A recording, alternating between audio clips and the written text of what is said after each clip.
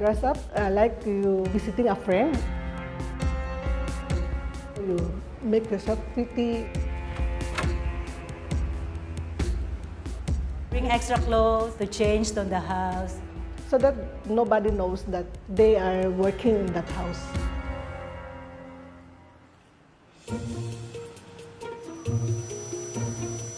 They do every Sunday because it's their off day, so it's their free time. It's only 3 hours. So you can get more than $100 in one day, just a few hours only.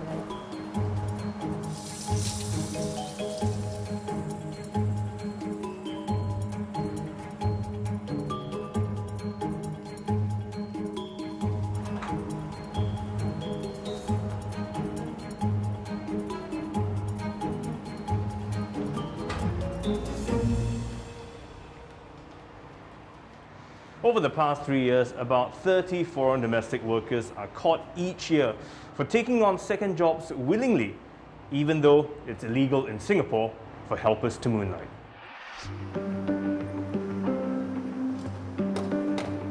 In this episode, I want to find out why foreign domestic workers are taking the risk and how big is the side hustle market.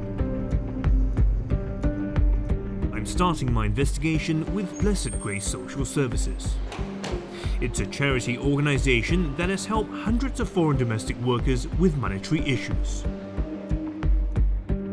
Pastor Billy Lee thinks the number of domestic workers caught moonlighting is underreported.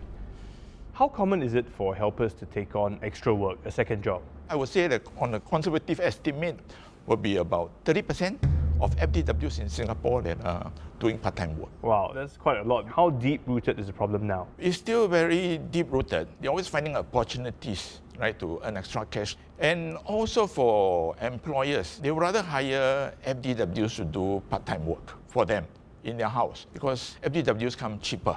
Right, for an agency that uses Singaporeans to do part-time work, right, to do household chores, they charge us about $20 to $35 per hour. Right, but for an FDW, the most they get is $15 an hour.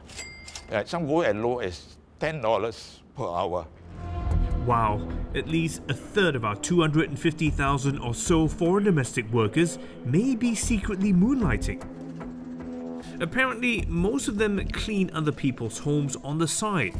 How are they getting these gigs? Pastor Billy has arranged for me to meet some domestic workers who have insider knowledge into the workings of side hustles within their community. How do they get all these jobs? I've heard recommended by a friend. Some employers asking their friends that if their helper can do also to their house. In the Facebook also, they have groups in the Facebook there. They put name that the part-time cleaner. The employer will be post that they need a helper for what day and what time, what place. And then they put also how much they like to pay you for every hour. Then just PM them if you're interested. Where do they find the extra time to do all these other jobs? They do every Sunday because it's their off day, so it's their free time to do whatever they want. Some they are going for cleaning when employers are on overseas. Which means the employer does not know they are doing. Yes. Do they make a lot of money from all this extra part-time job? Yes. Yes. Yeah, in one day, if you have 2 houses to clean and $15 per hour, then maximum is 5 hours, so you can get $75. Then that's only one house. So you can get more than $100 in one day, just a few hours only, right? You all know that this is illegal, so why do you think domestic workers are still doing it? Why they do this? Because it's like opportunity to get extra income. It's help to their families back home. Do you think it's fair when, domestic workers are caught and they get in trouble for doing this extra work? It's not fair because they are not doing heinous crime. It's a hard work money, not easy money. So jobs are easily available on social media platforms like Facebook. I did a quick search and true enough, I found private groups linking people looking for part-time cleaning jobs and those who offer the services. Now, just scrolling through, I can see that a job is posted nearly every day. And mostly what I see are employers posting their needs for a helper to come by for a couple of hours and also their rates. But I can't tell from this group if everyone that is replying is currently a live-in domestic worker. So I'm gonna do the next best thing. And as I'm about to find out,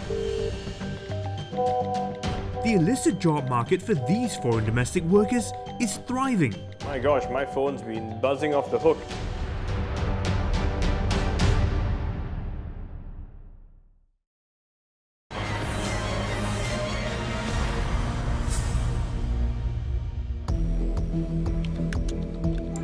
I found some Facebook groups that frequently advertise part-time jobs for cleaning, and these are the people offering their services.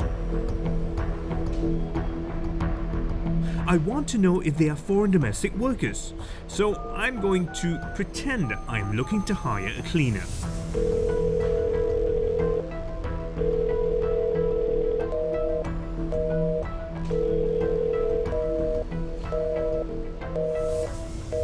So when we tried calling them, no one would answer the phone. But the moment I started messaging them, my gosh, my phone's been buzzing off the hook.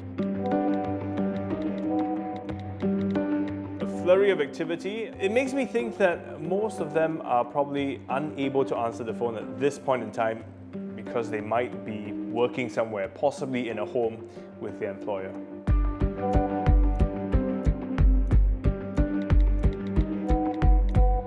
Everyone who replied confirmed that they are domestic workers who are already contracted with an employer. One said her employer actually knows about her sideline work and that she's been doing it for about 5 years. Others said they can only work on Sundays because that's the only day they are free. And one felt it wasn't risky at all. So this is what I know so far. Helpers taking on second jobs is quite common. There's a thriving employment market online for this, so it's easy to land a job. Which leaves me to investigate one more thing. A new job that is becoming a popular side hustle for foreign domestic workers. I've arranged to meet a helper who's going to tell me about this side income for foreign domestic workers. She has requested to remain anonymous. Last year, when I off day, I go to Lucky Plaza Orchard. Then I meet the like me FW. She's working in Singapore about 10 years. Then the co-FW, if you want part-time job, I can share with you. Then I asked what kind of part-time job. Yeah, say online selling. What is the stock? What are the items that you were going to sell? Send me like shoes, t-shirt, cosmetic, bra, panties, many kind of Filipino product.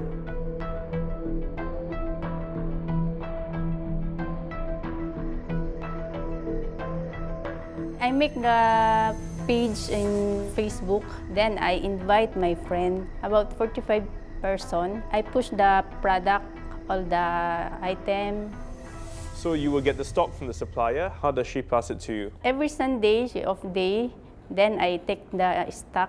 Then when you have the items, how do you deliver it to your customer? I meet her to the Lucky Plaza, Wisma, MRT, Orchard. You know that doing this extra work is illegal, right? And your supplier also knows, right? So did she tell you what to do, how to protect yourself? Yeah, she tell me. My supplier, before she pass to me, she separate one by one. So if I meet the customer, I pass it one by one. So it's not like one big bag with 10 t-shirts inside you? No, because the MOM, you can see the big bag, then you can show. Give us some idea. In one month, roughly how much money do you make? Last year, I take 80. $80? Yes. What did you do with the money that you earn? For me, I agree for online selling because I'm every Sunday off day. Can I outside? I eat. I pay EasyLink. I need to extra money because my salary is for my children only.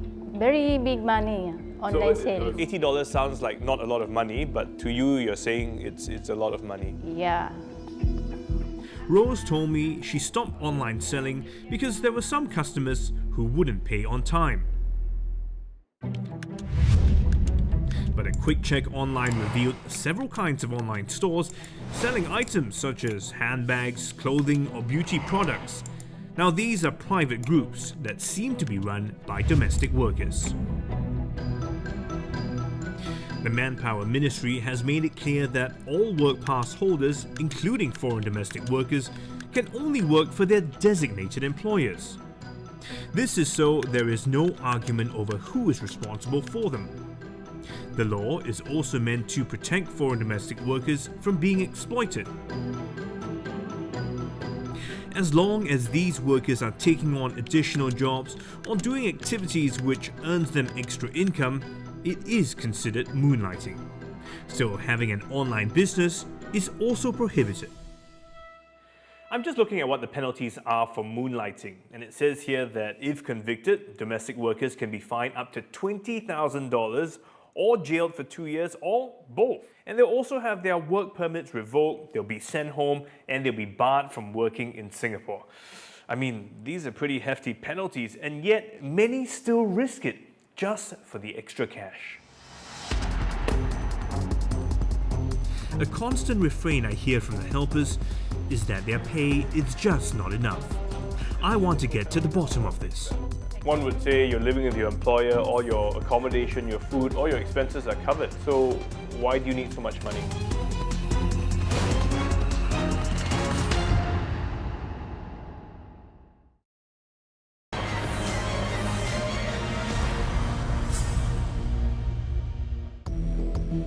A survey conducted last year asked how much helpers should be paid. Out of the 1,000 Singaporeans polled, only about half say they should be paid more than the average salary of 600 Singapore dollars a month. I'm meeting case manager Jaya Anil Kumar at NGO Humanitarian Organisation for Migration Economics, or HOME, who feels that the survey findings reveal how undervalued domestic workers are. Our foreign domestic workers are paid an average of about $600 a month. Has this actually gone up or down over the years? Not all domestic workers, in fact, earn $600, and it varies very much from nationality to nationality. Oh. Sometimes salaries are set by the respective embassies. For example, for Indonesians, they have advised that for Indonesian domestic workers, it should be a minimum of $550, and for the Philippine embassy has advised that it's a minimum of $400 USD. The Indian and Myanmar domestic workers, they earn way below $600. They earn between maybe $450 to perhaps $500. So we see that even though we take $600 as an average, that is not true across the board. And how does the pay here compare to those in the region? So Singapore does not set a minimum wage. In other countries, like for example Hong Kong, which is I guess has a comparable setup as to Singapore, there is somewhat of a minimum of what domestic workers need to be paid. From what I understand, it would be about $800 a month that a domestic worker in Hong Kong should be paid. Okay. Can I get your name? Bing has been a helper in Singapore for 25 years, and she volunteers at home on her days off. One would say you're living with your employer, all your accommodation, your food, all your expenses are covered. So why do you need so much money? Yeah, because for example, for me, if I have $600 salary, if I send $500 and then I will be left $100, how can I spend for myself? Like, it's not even a good allowance for me because we go out every Sunday to buy food. You know how much it costs here, buy my shampoos, whatever I need, my toiletries. Many domestic workers work here and they are the sole breadwinners of their family. Definitely they will have loan back home because the process of their applying for a job here, they need money for transportation, to go for training. So is 600 enough? No, it's not enough. Is that why domestic workers will be taking on all these extra jobs? Every domestic worker here knows that part-time is illegal here. But why do they do that? because they need to earn money. It's not for themselves, it's for their family back home. Sometimes I don't even understand why the way they catch domestic workers who are doing part-times is like they're like criminals, the way they treated them. I've heard a friend who's doing, I'm sorry I'm getting emotional because I've heard it from a friend. Her sister was even sent back home. Why do they do that? Why they never ask domestic workers that, is your salary not enough, that's why you're doing this? I always tell my friends, I don't encourage them to do part-times. For moonlighting not to happen, what do you think should be an ideal salary? I'm getting 900 and I'm happy. So if I have 900, I can send 600 or 700 to my family. And I think that will be enough for them. And then the 200, I can save it. Do you think we should make it legal here in Singapore for domestic workers to take on extra work? Yes, I think the employers will benefit on that too. Because for me, if there's no demand, there will be no supply. If there's employers asking for who can do the part-time work, if we do it, it's cheaper. So I think employers will benefit on that for those who cannot afford to hire a full-time domestic worker. Okay. I can understand where Bing is coming from, but I can also see why the law is there. Though a part of me wonders if perhaps we should review it. I'm taking what I've learned to the one group we haven't heard from. All right, guys, come on in. The employers of foreign domestic workers. Okay, guys, welcome. Let me just start off and get a quick sense. How many of you feel that we should legalize part-time work for foreign domestic workers in Singapore? Just quick raise of hands. Okay, so the two ladies, the two men don't agree. Sometimes they really need the extra money, and then there are helpers who get off, but they have nowhere to go, and they can't stay at home. Then they end up roaming around and they are spending unnecessarily. So why not we give them an avenue to earn extra and, increase their savings? I'm against legalizing the helpers doing moonlighting or part-time because over the 1 week, some helpers are working very hard for 6 days. So the 1 day off was meant to let them relax, to rest their mind, to rest their body so that they will recover for the following weeks. I'm actually on the fence about this because for me, go on. You want to go out and work, you can go out and work. But what if she gets into any kind of trouble on that day? So do I have to sort of compensate for any losses? She may go out and work, and if she damages something in that person's house, like, do I have to be the responsible one? If they get injured, they fall sick, who is going to bear all this kind of thing? It will be us, because under the current law, we are responsible for all of this. So I do not think it's advisable to legalize part-time work. Have you ever heard of anyone being caught moonlighting and the consequences? What happened? My best friend's helper, Yeah. she was caught and the consequence was not good. So my best friend had to pay up the fine, Was she caught cleaning someone else's home? Let's just put it as she was in a shop working when she should not have been there. And it was what happened to ugly. her? Yeah, she was given a warning from MOM, and she couldn't get a helper, I think, for 6 months or so. She was Yeah, banned. there's a time period. Yeah. They're blacklisted. They're blacklisted. Yep. If an employer is aware that her helper is moonlighting, she could be fined up to 10,000 Singapore dollars and banned from employing foreign domestic workers. Should we limit the kind of part-time work that they would be allowed to do? For me, I'm only for if it's strictly for cleaning purpose. It has to be only to one specific additional employer. And if it's being legalized, then MOM should come with a law to say that this additional employer has to buy insurance for this part-timer. So if anything happens during that period, it falls under the responsibility of this additional employer. Do you feel that our domestic workers are paid enough in terms of their salaries? The average is about 600 a month. If you compare to a local salary, definitely not enough. But if you compare place of origin, it's more than enough. My helper gets 500 a month, and I tell you, she has settled all her loans. She has made a 3-story bungalow in India, so I don't feel like she's underpaid at all. The law is clear about moonlighting, but how far can and should we go if we wanted to review it? I'm meeting lawyer Gloria James. She's had experience dealing with cases of helpers moonlighting, where both the employer and the helper were investigated.